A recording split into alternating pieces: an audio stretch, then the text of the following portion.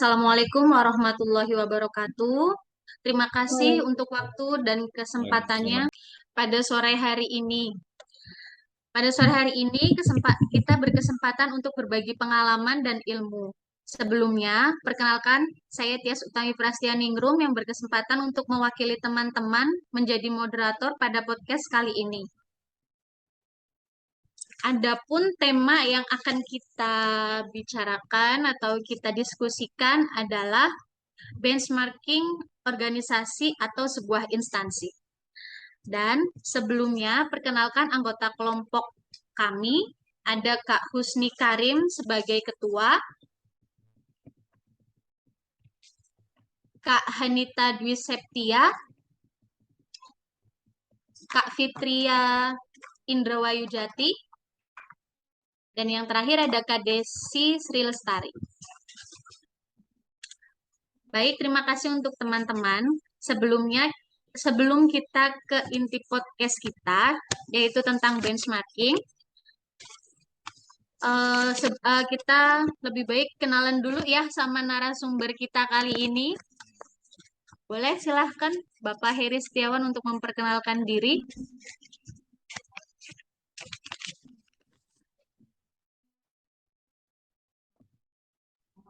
Perkenalkan, nama saya Heri Setiawan. Saya dari Rumah Sakit Jiwa Profesor Dr. Suroyo Magelang. Baik, terima kasih Bapak Heri. Untuk lebih terjalin kedekatannya mau dipanggil Bapak atau apa nih? Apa aja boleh. Oke, baik, siap. Terima kasih Bapak Heri. Sebelumnya, untuk mengawali pembicaraan kita, boleh diceritakan untuk profil singkat dari rumah sakit Bapak Heri berdinas, agar kita dapat sedikit gambaran tentang Rumah Sakit Jiwa Profesor Dr. Suroyo Magelang. Ya, rumah sakit kami, Rumah Sakit Jiwa Profesor Dr. Suroyo Magelang, berada di Kota Magelang, dan kami merupakan rumah sakit vertikal dari Kementerian Kesehatan RI, dan kami merupakan rumah sakit tipe A untuk pelayanan kesehatan jiwa. Selain memberikan pelayanan kesehatan jiwa, kita juga memberikan pelayanan untuk non-jiwa, untuk yang fisik juga. Siap. Untuk instalasi gawat daruratnya, apakah seperti tempat saya berdinas, Pak Heri? Campur antara non jiwa dan jiwanya. Ya, untuk pelayanan di IGD-nya kami ada beberapa ruangan, jadi ada untuk pasien dengan gangguan jiwa, ada yang untuk fisik, dan juga ada ruang isolasi untuk yang infeksius, penyakit infeksius. Zomer ya, Pak Heri. Ya, mungkin. Untuk bangsal jiwanya itu sendiri ada berapa, Pak Heri?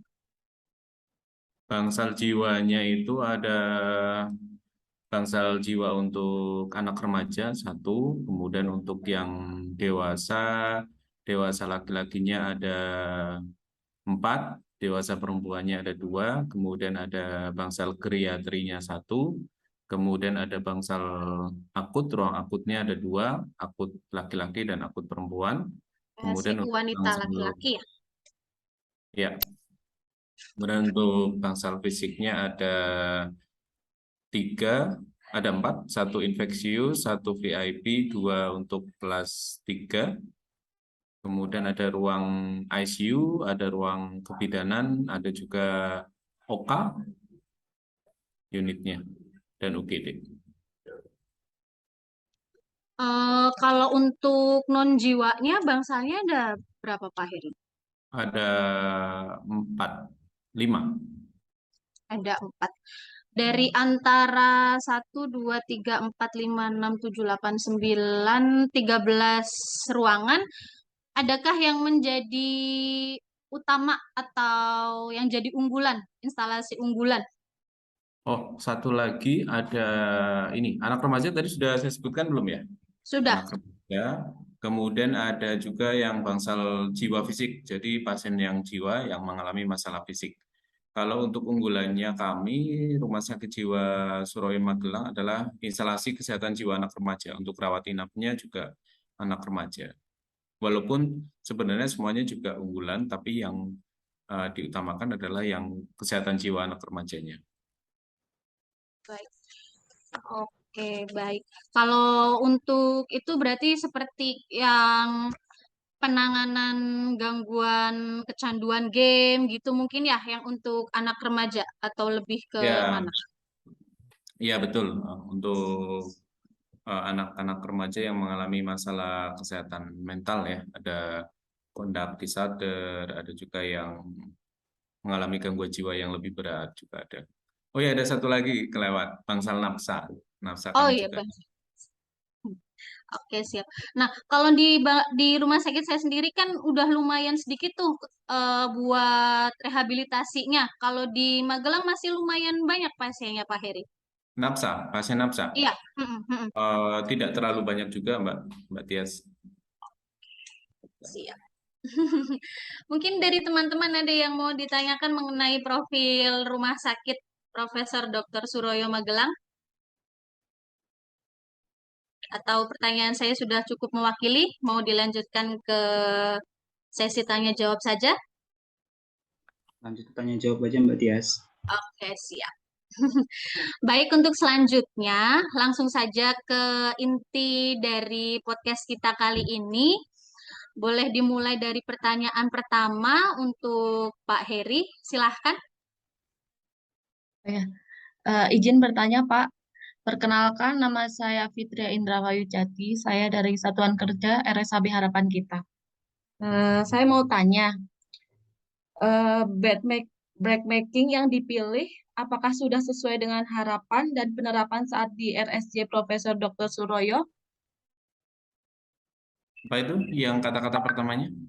Benchmarking. Benchmarking Benchmarkingnya terkait dengan or value.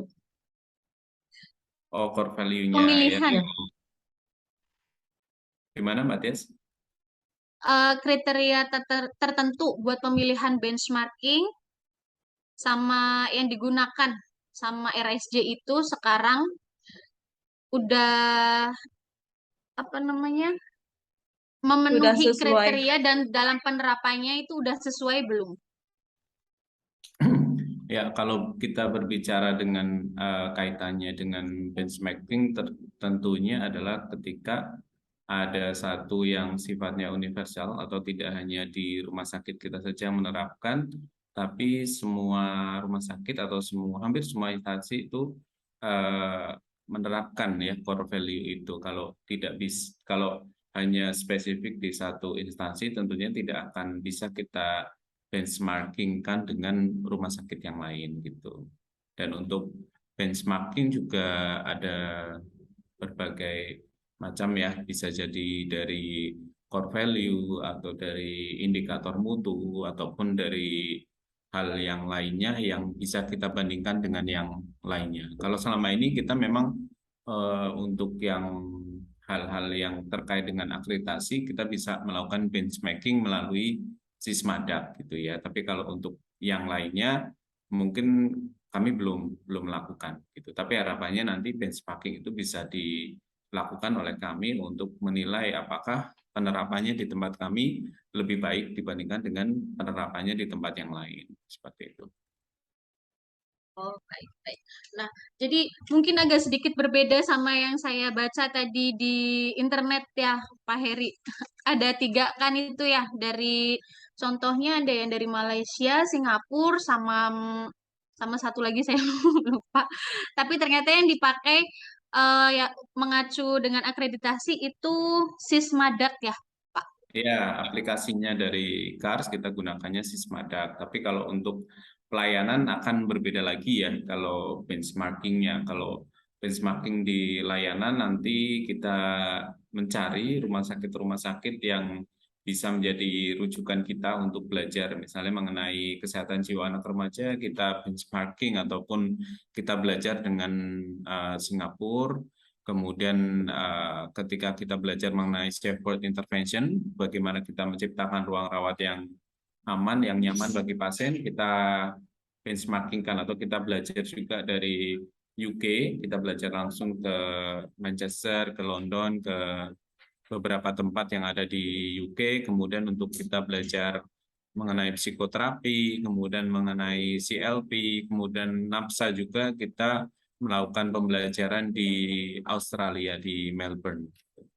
Itu untuk layanan. Oke, baik.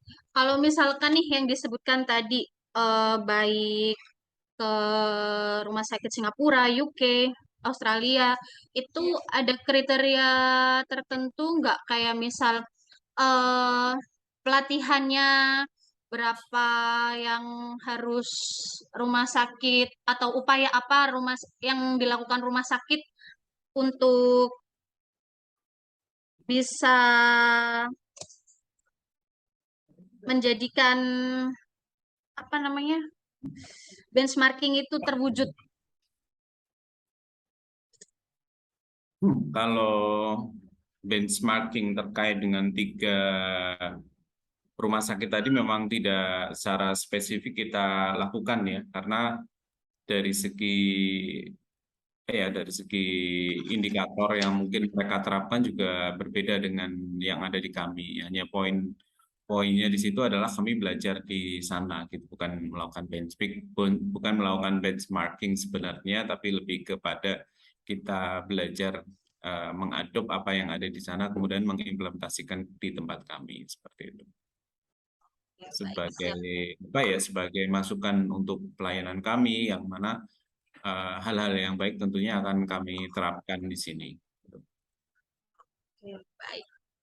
Bagaimana Mbak Fitria untuk pertanyaannya? Apakah sudah terjawab?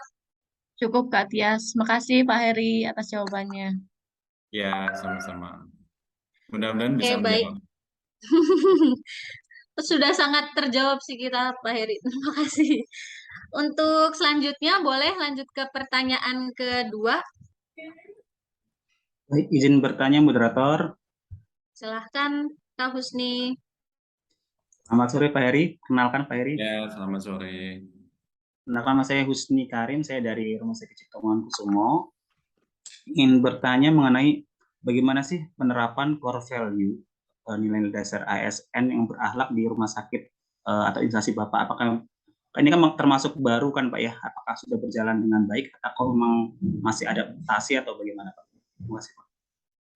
Ya, untuk core value berakhlak tentunya beberapa waktu yang lalu kami ada sosialisasi dari Kementerian Kesehatan sepertinya terkait dengan core value berakhlak tersebut, dan hampir semua pegawai sudah terpapar dengan core value tersebut, dan itu juga sangat merubah mindset kami gitu dalam kita sebagai ASN untuk kita memberikan pelayanan yang sebaik-baiknya kepada pelanggan gitu ya. Mungkin memang yang menjadi prioritas saat ini adalah kita bisa melayani pelanggan dengan baik gitu, dan walaupun juga ada beberapa yang ditanamkan juga di rumah sakit kami yang selaras dengan core value tersebut gitu ya, seperti kita menjadi pribadi yang menyenangkan, kemudian bisa dipercaya, kemudian melayani pelanggan gitu, yang mana itu tidak terlepas dari core value berakhlak tadi, lebih kepada bagaimana kita bersikap menghadapi pelanggan. Baik. Jadi sebenarnya mungkin memang sudah diterapkan sebelumnya, hanya untuk istilahnya saja yang mungkin diperbaharui begitu ya Pak Heri? Ya, selaras gitu, selaras dengan Selaras. berakhlak tadi. Baik, oke. Kalau berakhlak Ada tentunya Kalau berakhlak ya, tentunya kita sangat memegang itu juga ya, karena itu sudah menjadi arahan dari Pak Presiden gitu ya, sehingga kita juga dalam sehari-hari kita menerapkan nilai-nilai tersebut. baik. Ada tambahan lagi Kak Husni? Cukup. Terima kasih Pak Heri. Ya, sama-sama. Oke, baik. Terus boleh lanjut ke pertanyaan ketiga? Ya, izin bertanya Pak Heri. Perkenalkan nama saya Hanita Diseptia dari Rumah Sakit Kanker Darmais. Saya ingin bertanya, Pak, bagaimana cara penerapannya di rumah sakit? Apakah ada sanksi atau teguran, Pak, bagi pegawai yang melanggar nilai-nilai dasar ASN berakhlak? Ya, cara-caranya adalah dengan disosialisasikan ya, dan sosialisasinya juga secara berjenjang dari yang paling atas sampai dengan paling bawah gitu ya, dari unit yang apa, dari strata yang paling tinggi sampai dengan yang ada di unit-unit terkecil seperti itu. Dan juga ada mekanisme supervisi tentunya dari atasan secara langsung gitu. Kalau untuk sanksi memang karena ini adalah nilai-nilai yang baru, kalau yang saya lihat memang tidak ada sanksi secara khusus apabila melakukan pelanggaran, kecuali apabila ASN tersebut memang melanggar dari segi kode etik ataupun kode of conduct itu, melanggar kode of conduct, maka akan diberikan sanksi. Tapi terkait dengan berakhlak ini lebih kepada kita memberikan himbauan, mengajak bersama-sama untuk kita bisa menerapkan nilai-nilai yang ada di berakhlak tersebut gitu sebagai seorang ASN. Oke, Pak, Dan terima kasih. selain kita paparkan itu juga tentunya kita sampaikan juga dampaknya ketika kita tidak menerapkan gitu. Karena ketika kita tidak memberikan pelayanan yang sebaik-baiknya kepada pelanggan, tentunya itu juga akan kembali lagi ke kita gitu. Dari segi pelanggannya pun akan tidak memiliki sebuah customer experience ya, atau pengalaman yang menyenangkan sebagai seorang customer. Tentunya ketika customer tidak puas dengan pelayanan kita, mereka akan pergi dari kita gitu, tidak datang lagi ke rumah sakit gitu, ataupun tidak datang lagi ke instansi kita. Sehingga itu juga yang kita sampaikan, yang kita sama-sama pahami bersama, bahwa ketika kita memberikan pelayanan yang sebaik-baiknya kepada pelanggan atau kepada masyarakat, nanti akan berbalik positif juga kepada kita semua. Seperti itu. Oke, baik. Sangat super sekali jawabannya ya, Kak Anita. Ada ada lagi Terima yang mau kasih, Pak. ditambahkan pertanyaan atau tanggapannya? Udah cukup? Cukup sangat menjawab sekali, Pak. Terima kasih, Pak. Ya. Oke, baik. Untuk pertanyaan keempat, boleh silahkan Kak Desi. Iya, izin bertanya Pak Heri. Perkenalkan, nama saya Desi Sri dari Rumah Sakit Cipto Mangunkusumo, Jakarta. Saya mau bertanya, ada nggak sih Pak hambatan yang dialami dalam menerapkan nilai berakhlak di tempat kerja, berupa hambatan dalam melakukan pelayanannya di sana? Ya, untuk hambatannya ya itu tadi ya, biasanya kalau di dalam sebuah organisasi, dalam sebuah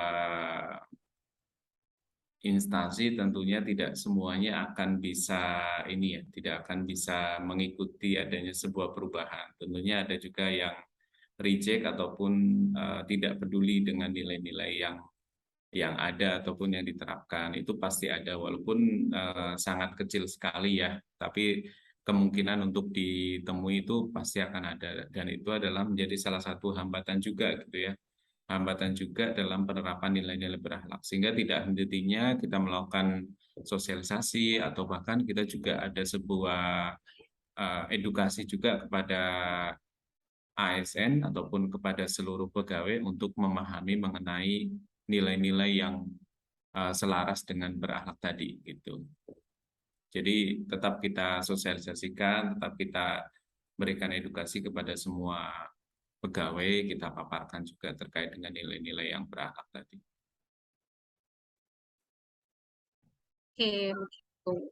Jadi tetap akan ada hambatan, Iya. ya, Pak Heri. Ya. Oke, tapi tetap mengacu nanti dikembalikan lagi, ditanamkan lagi rasa-rasa berakhlaknya itu. Iya. Mungkin. Oke, Karena untuk mungkin pertanyaan, ya.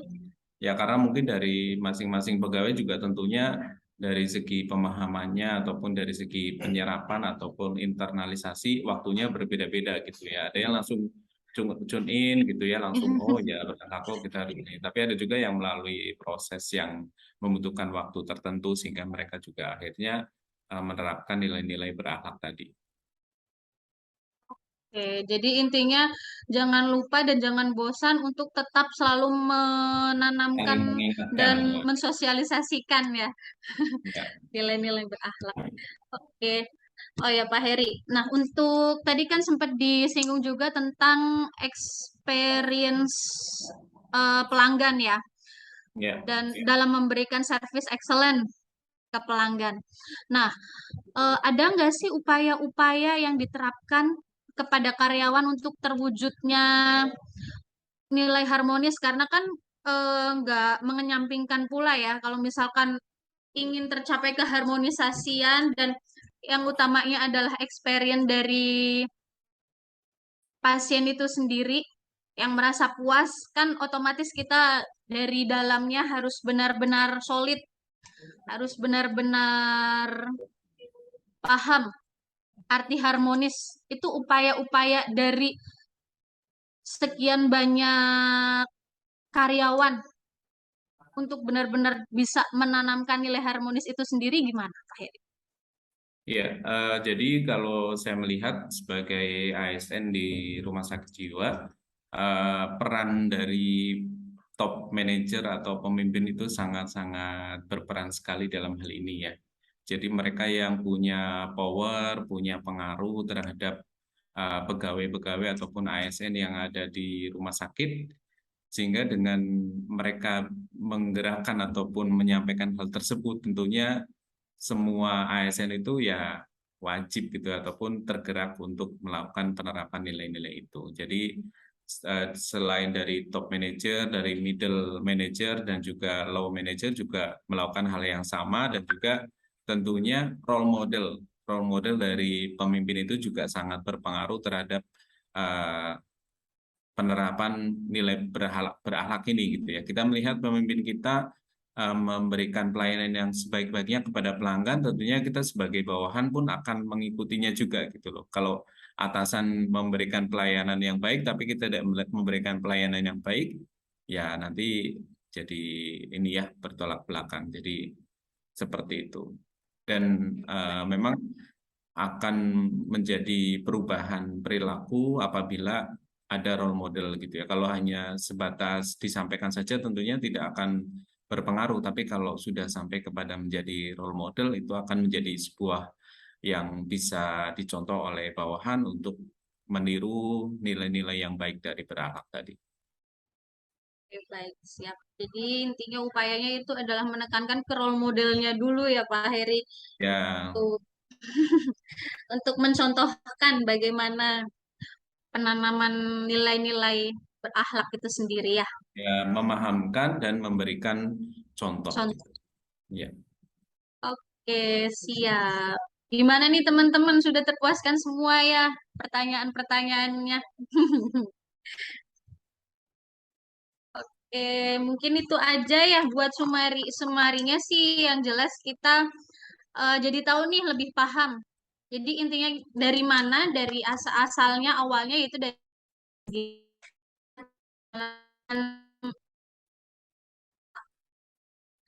gak lupa tetapkan role modelnya. Gitu ya Pak Heri ya. Ya. Oke, mungkin itu saja. Terima kasih banyak untuk waktunya. Pertanyaan kita sudah sangat terjawab. Terima kasih Ya, ilmu dan sama-sama. sharing pengalamannya. Oke, Semoga sukses baik. untuk semuanya. Terima kasih Amin. banyak Terima Termasuk untuk kasih untuk Pak waktunya. Heri. Banyak Pak. jadi Makasih ya ASN Pak. yang berakhlak ya. Amin, Amin. insya Amin. Allah. Semoga kita bisa. Baik, Amin. terima kasih waktunya Pak Heri. Terima kasih Pak Heri. Ya, sama-sama. Assalamualaikum. Waalaikumsalam. Bye.